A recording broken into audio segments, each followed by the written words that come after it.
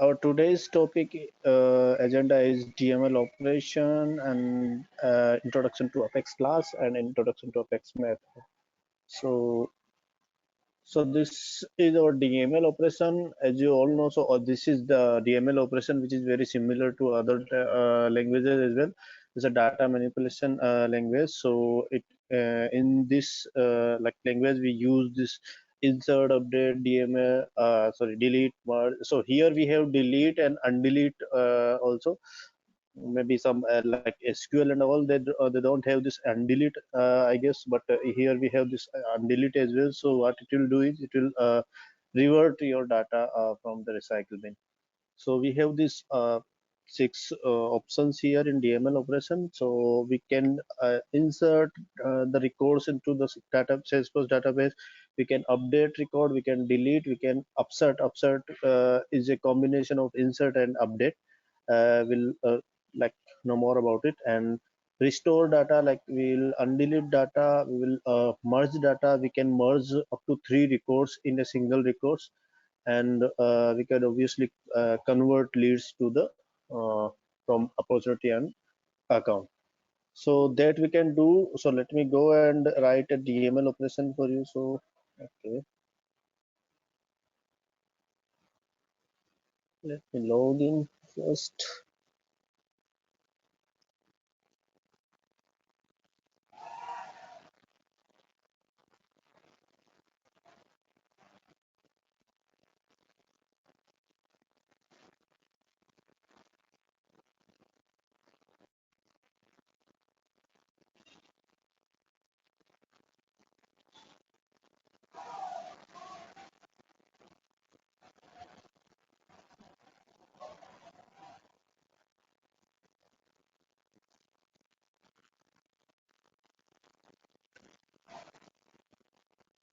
And from here I'll go to developer console.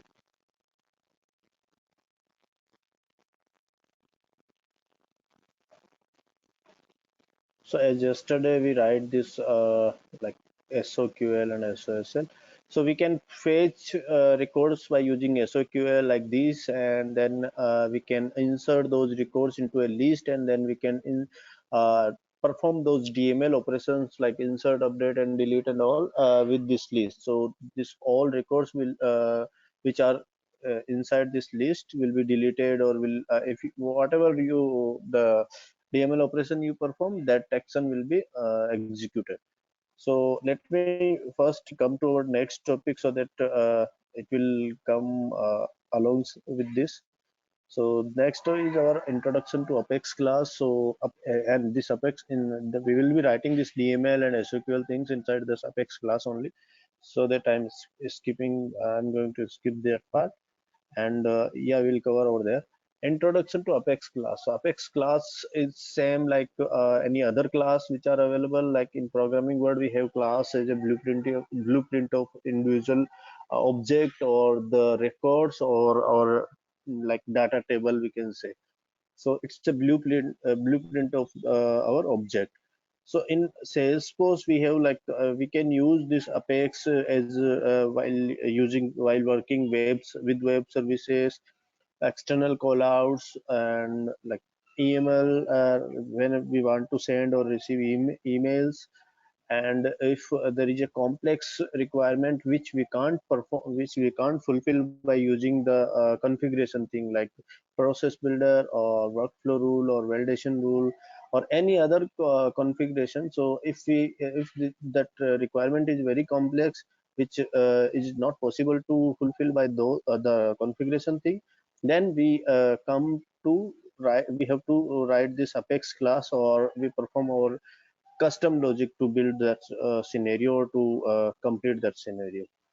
So so that class will not, as you know, all like class will not, so all are from programming. Who are not in programming, we can know that class will not be having any memory, but for to store data, or like to store a value, we use variable. So variable is nothing like we can store something inside. We can like declare a variable to store a value Like we can use those data types like primitive data type like integer, string, and object thing, and we can store those values inside that. And why and function is nothing but the method and thing which we use inside that class. So to perform some work or action, why, like if we want to perform any action based on any requirement, we can perform inside that function or in method. So in that class, we have to write a function like method, and then inside that method we perform some action. So we'll be coming to that method also.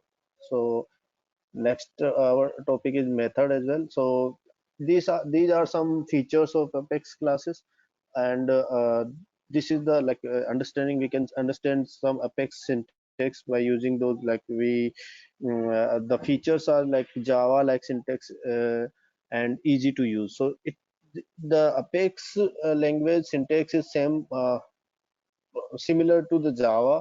If you people have gone through, or you know, or you have understanding about Java, then this looks like Java only. So there is no more like much different between Apex and Java. So the syntax will look like Java only, and it is very easy to use. There is no complexity. It's very it's not it's case sensitive. It's not a case sensitive language, so we can perform any, like we can use uppercase or lowercase, whatever we can, and it will perform the same action. Strongly integrated with data, so it is integrated with your Salesforce data, so you can query over there. You don't need to connect with any SOQL, SQL database, or we don't need to build a connection between database and this language. It is already integrated with data. So while working with, while developing, while writing any code, we can perform any action, or we can perform any SOQL and query to face the data. So it is already integrated. And strongly type, like it is it's same like Java, very strongly type, very com complex. Like when we come on that governor limit part thing, then it is very strongly type on that. Like um, we have to keep in mind all those governor limits, and based on those governor limits, we have to write our code. We can't write any code which come or which exceed that governor limit. Sorry about that my word. So exceed that governor limit. So, and this Apex is also like same like Salesforce. We have multi-tenant environment. So in Apex also we have this. It should be following that multi-tenant environment. So we here also those governor limits and all will be coming into the picture. So this is also perform. This is also a multi-tenant environment, and we will be working, and we will be writing those codes and all on the force.com platform. So it's a part of PaaS. So we have learned that the SaaS, PaaS, and AaaS. So SaaS was the configuration part, like Salesforce software as a service, and it is a platform. So it's a platform as a service. It's a PaaS thing. So it's also a part of multi-tenant environment. It will be also based on the multi-tenant environment, and it will be upgrade if there is a upgrade into the any version of the Apex, then it will be automatically upgradable. So we don't need to upgrade, or we don't need to update any software and things like we use to update or upgrade any other language software which we have to install. Like if we are working with the Python or any other language like Java, then we have to install some environment like Eclipse or any other tool to work. So we have to constantly, like if there is an update, then we have to update.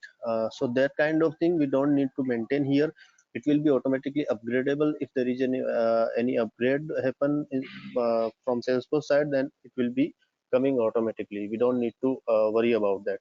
And easy testing, and it is like it's very easy to test. So we can write like Apex. We have Apex test classes as well to perform some text test classes to develop. Like we if we have to deploy any code to any other environment like product sandbox to products, and then we have to write some test classes for those code which we have written into any apex or trigger. So for those we have to write test classes, and then we can deploy that test classes along with that class.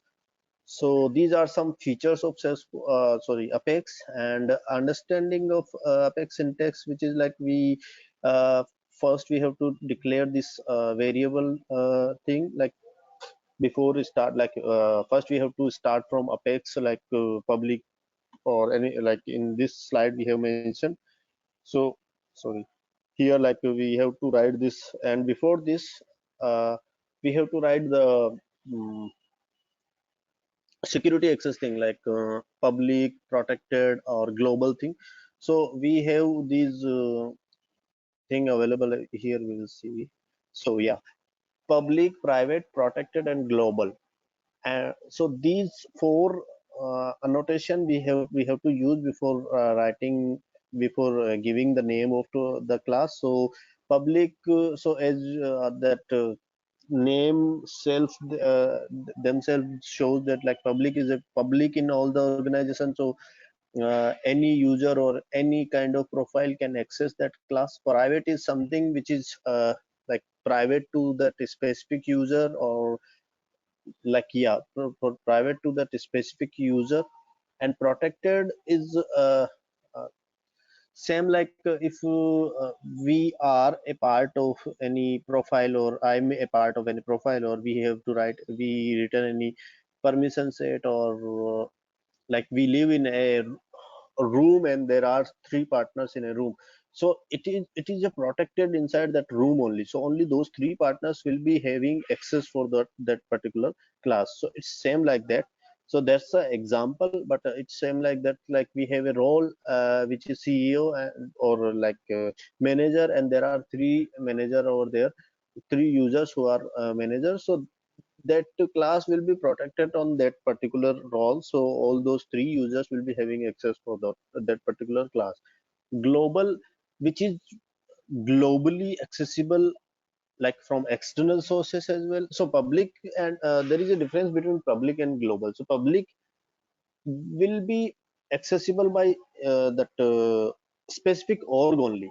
So if we are using, if I'm using a org which is like let me, so this is my org. So here this is the domain. We can write any domain name over here for my org. So for now I have this Aladdin Banwal Dev ed. So this is the name, and this it will be the unique name for every org.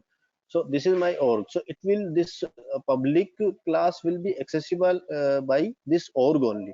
Inside this org, every user, any user, any profile user, any role user, any permission set user can access that public class. But if we come to this global thing, then global class is accessible by external sources. Like if I am working in a SAP or any other, like I'm working on the PHP or any other thing, then we can access that particular class inside that that platform as well. Like if I'm using SAP, then I'm writing any API thing and I'm working with the web services, then I can access this global class from here to there. So every web services class should be the global thing, which goes, it would be accessible by the external resources. And this override, so we can override that static method. So if any like method is we have, if there is a requirement to override any method, then we can use this override annotation to override that method. Static, we have to if we are going to write a method, then we have to perform that static public static void, or if there is a return type of that particular method, then we can write any return type like integer or a list of object or anything. So this is syntax number two. So if we are going to fetch any data, then we can write SOQL thing, or maybe here should be the SOSL as well. So we can write SOSL as well, and we can write SOQL. So we can perform query inside that Apex class. Loop statement. So loop are the same, like for we can use for loop, while loop. So these loop we can use the case statement and all those things we can use over here as well. Whatever we use in other languages. So I'll come on to that part also. So we can use a loop inside our Apex class. Flow control statement. So flow control statement is nothing but we can like stop any if we are performing any action, and if we want to stop any like any transaction wherever we want, then we can control that flow. Like if I want, if any requirement or if any criteria is matching, then I want to stop the transaction, or I want to start again, or I want to call another class, or I want to schedule anything, then we can control that flow by using that annotation. And we can perform DML statement as well. So yeah, this is method. So we will write this method as well. So there are two types of modifier in class method: public and protected. So in in method we can use public and protected only, and in class we can use this public, private, protected, and global thing. And return type is mandatory. If there is no return type, then we have to use this void, same like Java. So let me go and create some write some code so that you will get more understanding.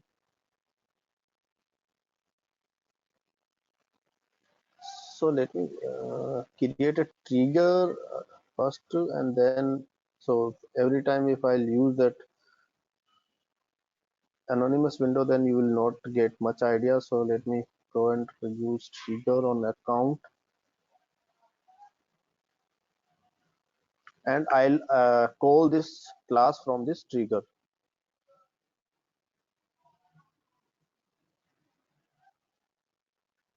After insert,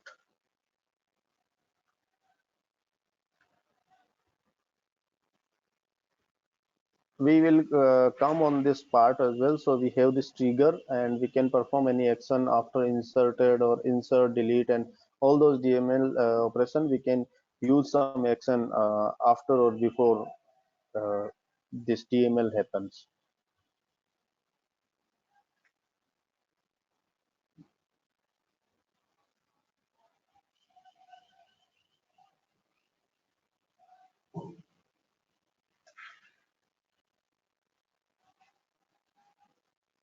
Or I can simply go and test class dot method and trigger dot, yeah, here I have to stop.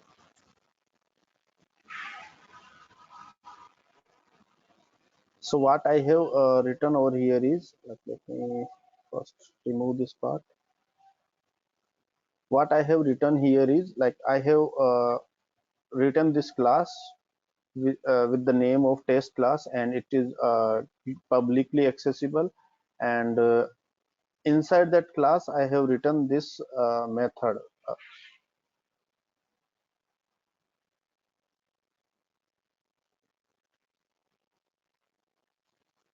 Okay, so people have some question.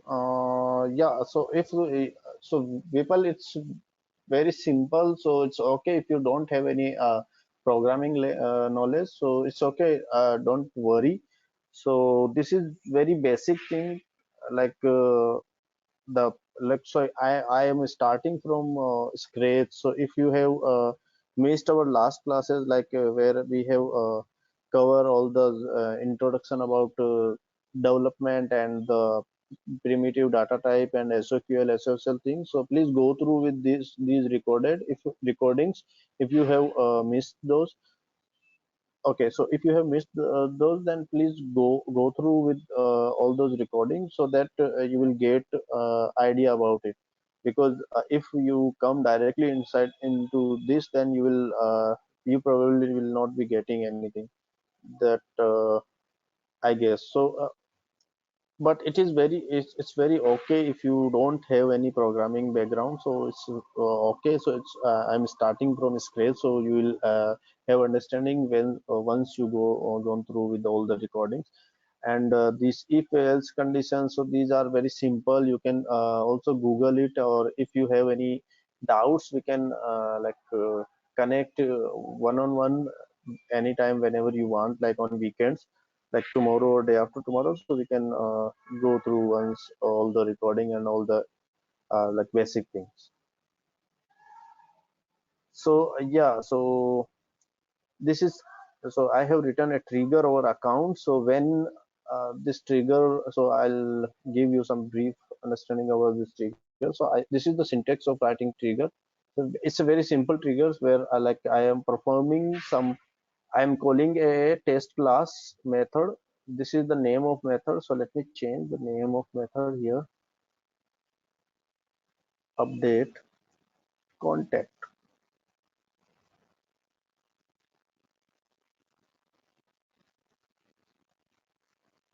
So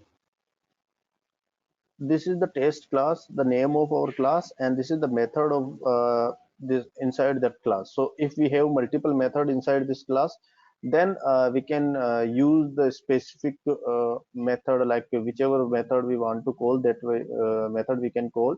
And I am passing, so this trigger.new is a context variable of a trigger.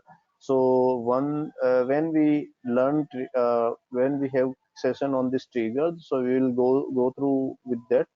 So what this trigger.new, so there are multiple many things like trigger.new, trigger.alt, trigger.new map, so before insert and all those things. So we will go through once when we go through with the trigger thing. So I'll let you this thing. So trigger.new is nothing but a list of account which have been just inserted. So I am using this after an insert. So what when this trigger will come, or when with this trigger will run, when any account records, like you can insert records in a bulk, like you can or you can insert record by using the this Salesforce pages, like from this configuration thing. Also, you can create a new record from here, or else you can create a new record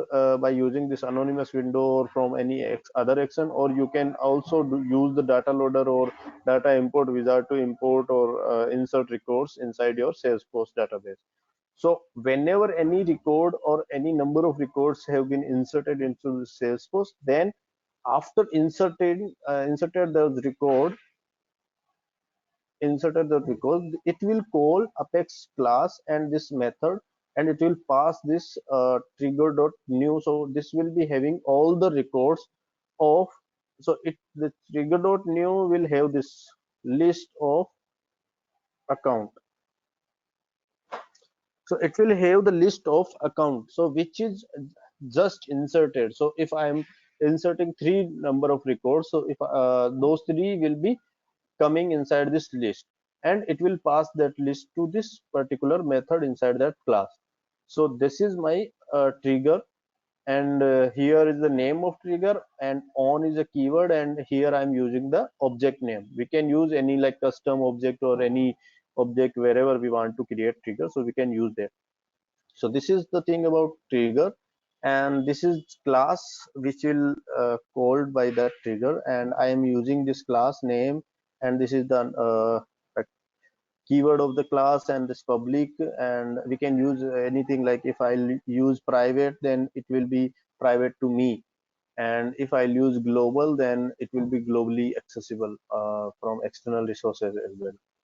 So this is public, and I'm using this method name like update contact. If I want to return any values, then I can return like integer. If I want to return, if I want to count any record, then we can return particular value. So where we have to write a return statement as well. So for now I am not returning anything, so I will use simple static void method. and I'm having this parameter account list. So whatever we have to whatever we have given here, we are passing from here. So this is the list of account, and that one, that should be here as a parameter. So I have, this is the parameter. So I am using this list of account as a parameter. So all those records have been inserted, it will be stored, and it will be coming over here. And after that I'll perform any action based on that record. So here I have this account list, and I am updating. I am like let me insert a record. So let me, okay, leave it. I'm inserting some contact based on the account. So contact is a child object of account. So whenever any account will insert, then it should insert a new contact related to that particular account. So this is our requirement. So now, like I'll first I have this list of accounts. So based on this, I'll insert the contact. So first, I what I have to do is I'll simply write a contact list, create a contact list, a blank list. Con list is equal to new list of contact. So now it is empty. So I have assigned, and I have like created an empty list, and I will store all those contact inside this list, and then I'll perform DML action uh, based on the account ID. So for so what this is a loop, for loop. So why I'll use this for loop is, so there can be multiple. So our class and apex should be bulkifying. So there can be a single account, or there can be multiple, more than two, or more than four, or more than 10 account can be there. So what you want to do, so whenever, if you don't use this for loop, then it will only like it will only face the one record which will come first. So inside, like let's say ki I have this account 1, account 2, or account 3 inside this list. And if I'm not using this, because this is a list of accounts, so I have to use for loop, and I have to iterate all those records, and then I have to insert a contact for those all those accounts. If I'll not use this for loop, then what it will do is it will go and it will fetch this record, and then it will not go to 2 and 3. It will just fetch this account 1, and then it will insert a contact record under this account 1, but it will not insert contact record for 2 and 3. So for that we have to iterate this list, and for this we have something like this. So to iterate list, we have to perform the subject type account, and then we use this as a keyword for that account, and then here we have to pass the account list. So what it will do is it will go first, assign a type of a subject. So I have assigned this account, because this should be the, so this s object, so this keyword, or this s object type should be the type of this list. So this what is the type of this list is account type. So this is the s object account type of list.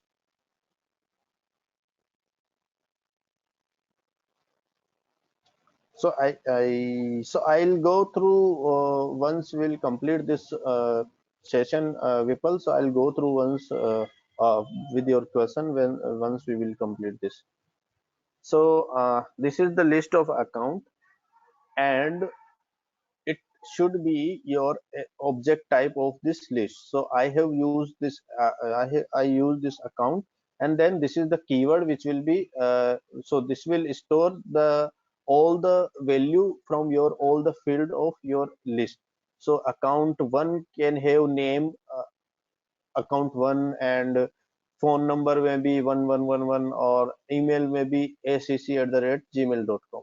Account two can have his name like name two or something like different. So that the records, these are the records of account, but these records can have multiple fields which can be different than others. So to use those records, we have to use this for loop, and it will iterate all those records, and it will like first it will go and it will come on this account one, and this ACC will store all the fields, all the values from all the fields from this ACC one. So here I'll what so here let me go and like create a contact for this. So here it will come on this first ACC one. So I'll go and create a new contact. So con is equal to new contact. So to create a new contact or any kind of object, we have to use like this. So a contact is the object name. Then this is the keyword for this variable. So this is the variable as we have used.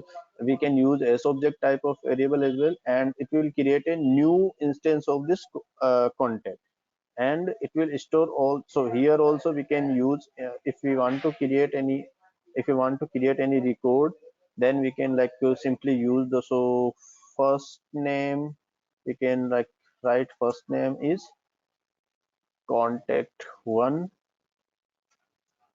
or maybe we can use contact plus acc dot name. We can like we can concatenate with that account name as well. We can use like this acc will have this all the field from this account, so we can concatenate with that. And then if like account, because it should be the related to that particular account, so we have to use, so there is a field called account id is equal to account dot id. So let's see here. So this ACC will store all the fields from this account. So account will have this account number, account source, active. So these all the fields which are available inside this account record. So all those fields will be coming when you write this dot or concatenate sign. This is the dot sign. So when you use this, all the field will be coming automatically. So we can use this one. And this contact is now like it is created, but we have to insert that. So to insert, so this is not a best practice to insert over here as well. Like I can insert here, but how many times this for loop will be, so there is a governor limits of DML operations, so we can perform only 150 DML operations. So how many times this like there can be like this for loop can, so there can be multiple like 10,000 number of records can be come inside this list. So this for loop will be running till 10,000, so it will run to 10,000 times. So this insert will be performing 10,000 times. So to overcome that, so it will be exceeding your DML. So we can only perform 150, and we can't perform 10,000 DML. So to overcome this, what we do is we simply, because of this only, I have created this list, and I will just add this contact which is just created now. I will add this contact inside this con list dot add and con. So this contact which is just inserted with that account related to this account, it will be inserted inside this list. Now after closing this for loop, we can perform DML. So insert con list. Now what how many times, like there can be 10,000. Now it's, if there is a 10,000 records inside this account list, and these 10,000 contacts will be creating related to all those 10,000, and it will be storing all those 10,000 inside this list. But and those will be inserted from here, so this DML will happen only once. Got it? So this is the so these are some best practices. We can't so there are some governor limits for SOQL as well, so we can't write SOQL. We should not write. We can write, actually we can write if there is a static or a specific number of records which are performing in any for loop, then we can write SOQL inside for loop. But if we should not write, actually this is not a best practice. So we can simply we can't write like this key account AC, ACC is equal to select ID from account. We can't write that as well, because whenever these if there is a 10,000 number of records inside this account list, then this for loop will be running 10 time 10,000 times. Then this SOQL will be running for 10,000 times, but there is a limit of 200 only. So we can only perform 200 SOQL. So that should not be inside your for loop. We can write a SOQL before for loop or after for loop, and we can store all those records inside a list or set or map. So that's how we can use. So let me go and insert a account, so it will insert a contact as well. Let me go and test. So this is my account. I'll use this account test. So what should be the name of our contact? Contact space account space test. So this should be the name of our contact. Let me go and is it save? If we want to debug that, we can debug as well. Let's say system.debug, and my con list is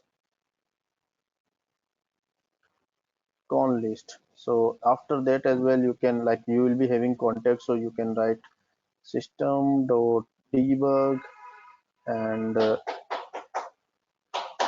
contact is equal to con list dot, or maybe like this name.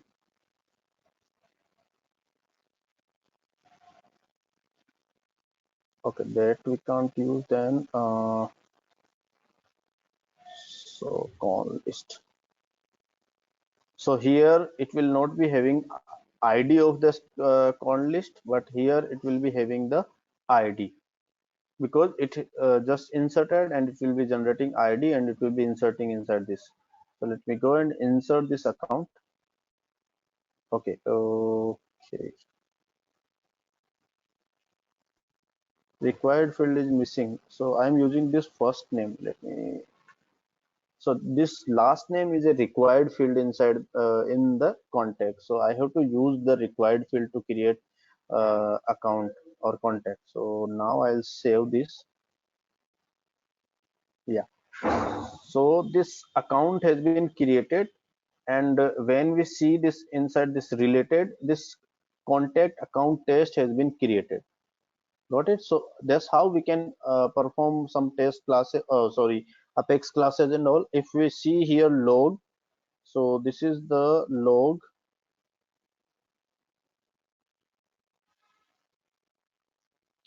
We will having debug log over here. Also, we can use all those whatever action have we performed, so we can go through with this. So in this 9 list, so this is the 9 number of line. So this 9th line, it doesn't have this ID of this contact, and but in this 11th it have this ID as well. So that's how we can use, or we can know that which list is having ID and which doesn't. So this is the simple DML operation as well. You can update, you can insert, you can delete as well. Whatever action you want to perform, you can write. So I'll recommend all of you to perform all the action which we just have seen over here. So we have like, let me go once all of them.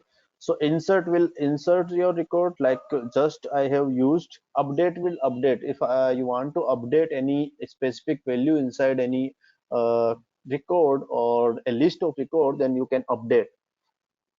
You can delete any record, like you can fetch records and you can delete. The merge, what will do is you can merge three up to three records, so it will like that. Let me merge, and but both of the record which you are going to merge, that those records should be the same data type. Like if I'm using account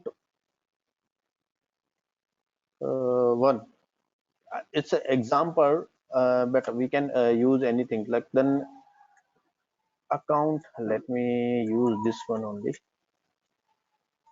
con list one or zero. If I am the first parameter which I am passing inside this merge, okay, merge. The first parameters will be the master parameter, and after that, if I'll write like I have to merge contact. So if there is a three, let's say I have three contact here, con one, con two, con three. So if I want to merge this con 2 and con 3 and con 1 in a single record, then I have to write. So which record should be the master, you have to choose. Like if you want to choose this contact 2 should be the master. So whatever the value or whatever the value inside all the field in this contact 2 will be having static, that will not be changing. But if there is any empty field, and if that field having value inside this con 1 or con 3, then those will be coming to this con 2, and it will be merged, and it will be uh, like it will be deleting this con 1 and con 3, and this con 2 will be having. So this merge, what it will do is it will use this first parameter as a master parameter, and it will remain this, it will merge this two, like 1 and con list 2. So it will, so this first one, so I am using this con 1 as a master one. So this con list 0 will be the, so con 1 will be the master one, and it will not be deleting. But this con so con 2 and con 3 will be deleting after this merge, and con 1 will be remaining as a part, as a merge of con 1, con 2 and con 3. So that's how this merge will work. And we have upsert. So upsert is a combination of this insert and update thing. So if we have like in like this list, so we don't in this list we don't have any ID. In this list we have ID. So if we don't have ID for particular record, then it will this upsert will insert that record. If there is a ID, then it will update that record. So it will check first that ID. If there is no ID, then it will insert. If there is ID, then it will update. So that is the absurd thing. And undelete will be we have a like recycle bin, as I earlier mentioned, that we have a recycle bin, which, so if you will delete any data from your Salesforce, then that data or that record will be remaining for 15 days in your recycle bin. So if you want to revert your data back to your Salesforce, then you can use this undelete function, and you can revert your data inside your Salesforce. So that's how this undelete will work. So yeah, this is our class maybe, and you these are some resources you can go through once with them. Any query now? I'll first come to this People's query. So after the insertion from data loader, it will update that accounts contact. So if yeah, so this is if you will insert any record from data loader or any thing, like if you will go and like same I have performed action inside this uh, here. So if I'll insert any account here or in while using data loader or anything, it will insert contact for that particular account.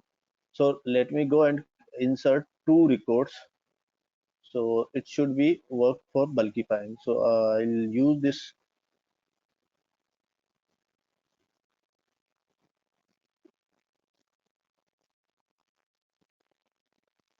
contact C is equal to new contact.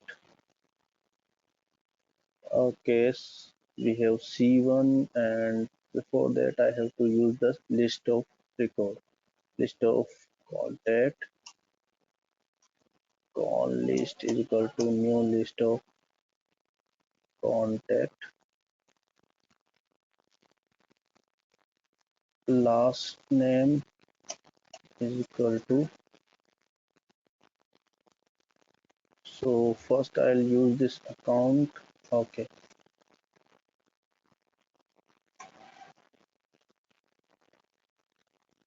test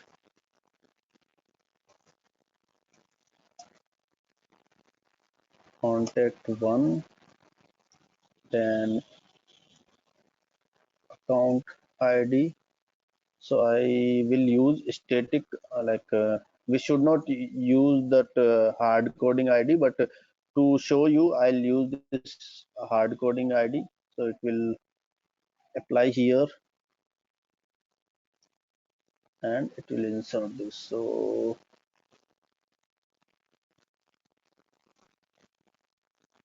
I'll insert three records. So let me go.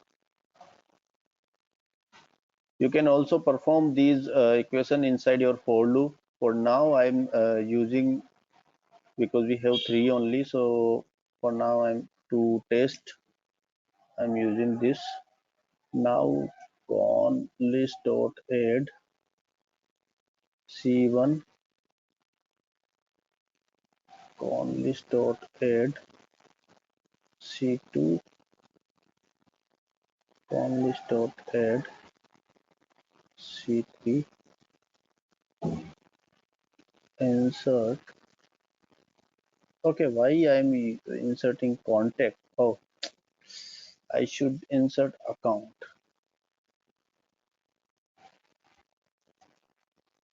Sorry, I forgot that thing.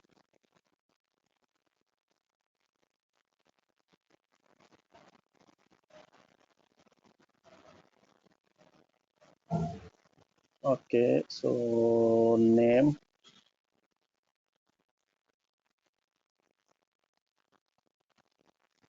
and I'll use this test one, test two, and test three, and this will not have this ID.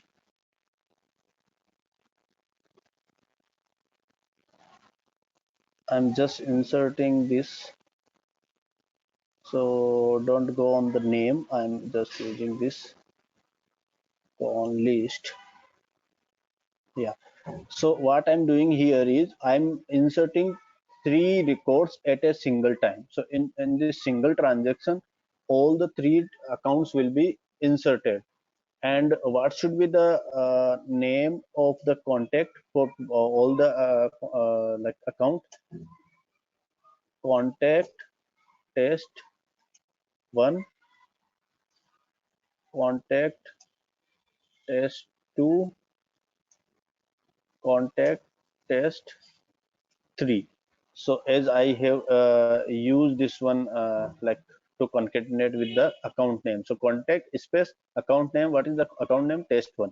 So this should be the name of all our contacts. So let me go and insert those, and it will generate that system.debug. So I'll use the system.debug as well. So in 9 line we have 3 contact, and in 11 line we have also 3 contact, but with the ID. So let me go and show you the newly inserted account. So just now I have inserted these 3 accounts. I'll open this contact.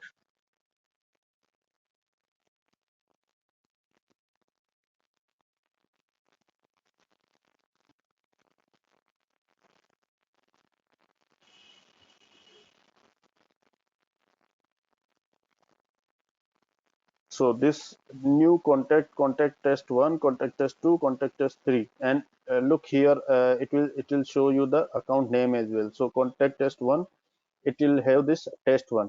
Contact test2, it will have this 2. So this kind of action we can perform over here.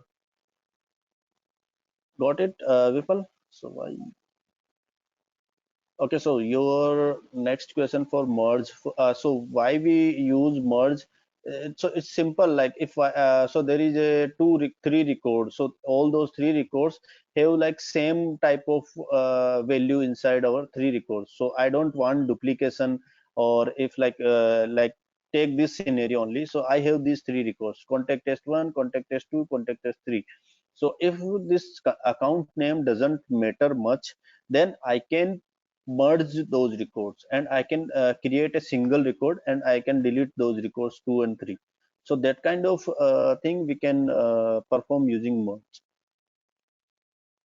Upsert will insert. So this how merge different from upsert. So upsert is a combination of insert and update, and merge will just delete the 2 records which are not master, and it will merge those data from the 2 records to that master. It will not insert anything. It will just delete the remaining, that master will be remaining, and So the it will two keep only a single records copy. will be deleted. Sorry. Yeah, it will It's going to remain keep only a single copy. Yeah. So that's how this merge will work, and the field yeah, so your question, and the field of that contact will populate automatically. Yes, though, so all the field which we have just mapped here, that will be populate automatically. So I can populate any other field. So if there are like, so there are so many field inside that contact, I can also if you want to do like this. Oh, sorry. So con dot So last. Aladdin, this will populate the standard fields only, right? This, no, this will populate any, like if I have any custom field over there, then it will like populate that one as well. No, but like after the coding, but initially which you did that coding, in that it will populate only standard fields, right? I have used only the standard field. So this last name is a standard field, but let's Hmm. say ki this birthday is a custom field, and Hmm. you want to like you don't want to fetch any like data from any other object, then you can just simply today, this one you can use, and it will update this birthday date as a today date. So if Yes, whatever date is today, it will it go will and populate. update Yeah. this Hmm. birthday. Yeah. So any Okay. field you want to update, you can update from this coding thing. Okay. Fine. Yeah. Thank you, Aladdin. Yeah. Why do we group contact, and how it looks after grouping? So to bulkify our records, we use this grouping. So this is not a grouping, we call as a collection. So this will store all the collection of your data. So at a time you can perform this insert. So we don't exceed our governance limits. So we have a governance limits, like we can't perform this insert more than 150. So to overcome those limits, we have to insert all those record inside a list, and then we perform this insert to this list. So this insert will perform only once, and it will insert all the record which are available inside this list.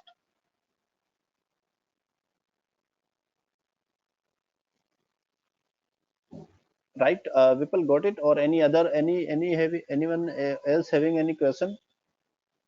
Aladdin, one more.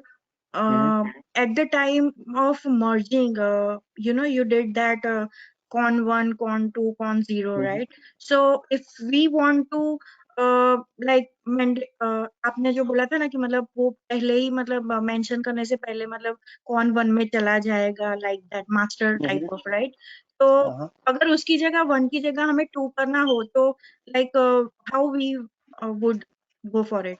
You can write like this: con 2 and then con 1, con 3. Simple like this. So this first parameter, whatever you write here on the first parameter, Okay. will be the master. Master one. Okay, okay, okay, okay, So okay. it Right. will remain, but it will delete those, and it will fetch all the data from first and 3, and it will insert those data if there is no data inside this contact 2 for particular. Like let's say ki, in contact 2, in con 2 for name, Hmm. I don't have any data. It is Right. empty. Huh. And con 1 have name, Hmm. con 1 having name as test. Hmm. Then it will insert that test inside your con 2, and it will delete this con 1. Got it? Okay. So it will Okay. Okay. merge Okay. your data. Yeah. Right. Right. Right. Right. Okay. Okay. Got you. Yeah. Thank you. Yeah, no problem. Any other query? So I will recommend all of you just go through once and try to create class and method. Try with different variables type and use all those like object like contact, opportunity, or any other custom object you have created, like student or college or any other object which you have created till yet. So try to perform some DML actions like insert, update, upsert, delete thing, so that you will get more understanding on that. So if there is any question, please let me know. I'll help you out.